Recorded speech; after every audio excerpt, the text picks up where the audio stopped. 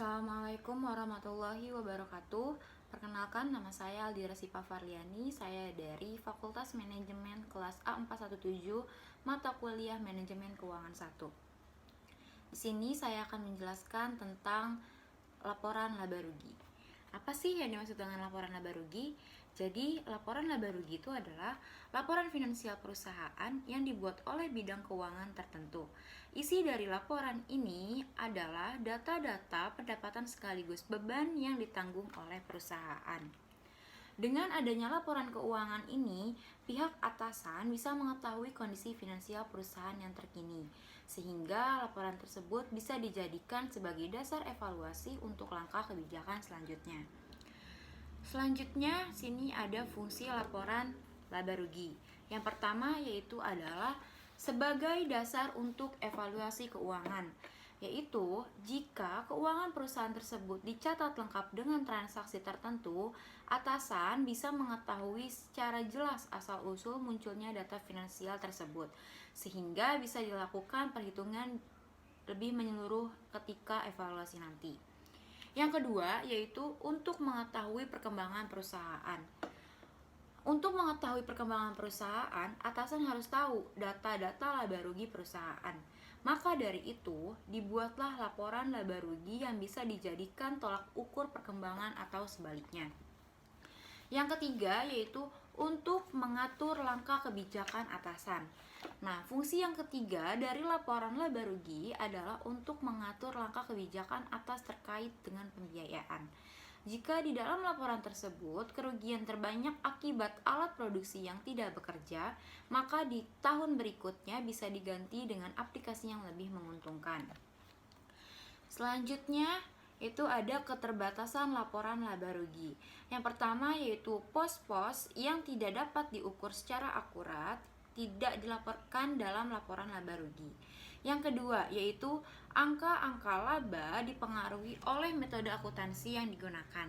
Yang ketiga yaitu pengukuran laba yang melibatkan pertimbangan. Selanjutnya itu ada kondisi laba rugi. Laba rugi adalah selisih antara pendapatan dan biaya. Yang pertama ada laba, yaitu pendapatan lebih besar daripada biaya. Yang kedua yaitu rugi, pendapatan lebih sedikit daripada biaya.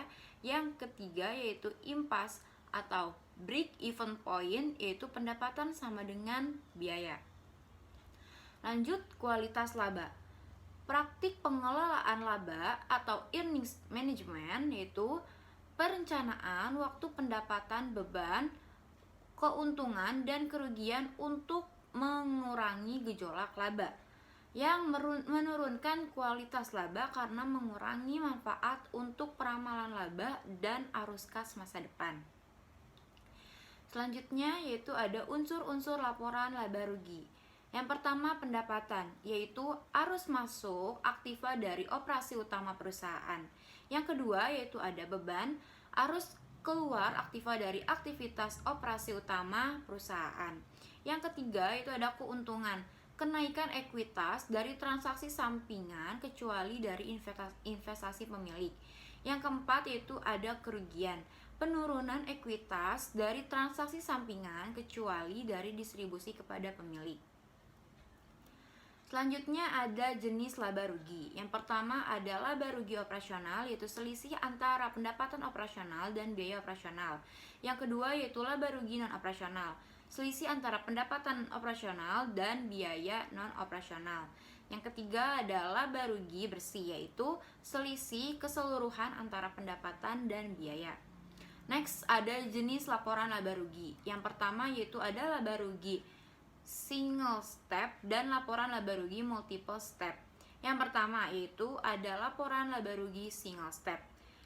Laporan ini bersifat sederhana, tidak berisi detail perputaran keuangan yang terjadi pada perusahaan tersebut dan biasanya dipakai oleh usaha kecil. Nah, di sini ada contoh laporan single step. Contohnya yaitu bisa dilihat. Nah, yang kedua yaitu ada laporan laba rugi multiple step. Laporan multiple step atau multi langkah yaitu akuntan harus memisahkan akun biaya ke dalam akun lain yang lebih relevan, lebih mendetail dan dapat digunakan berdasarkan fungsinya. Nah, ini ada contohnya nih. Kalian bisa lihat contohnya. Selanjutnya yaitu yang terakhir, kesimpulannya. Jadi kesimpulannya, laporan laba rugi adalah laporan keuangan yang penting digunakan untuk melaporkan kinerja keuangan perusahaan selama periode akuntansi tertentu. Laporan keuangan ini juga harus dibuat dengan baik. Jika ada kesalahan dalam penulisan angka, tentu arah kebijakan ke depan juga salah, karena bisa jadi kerugian lebih banyak dibandingkan keuntungan yang diraih perusahaan. Sekian dari saya. Terima kasih. Wassalamualaikum warahmatullahi wabarakatuh.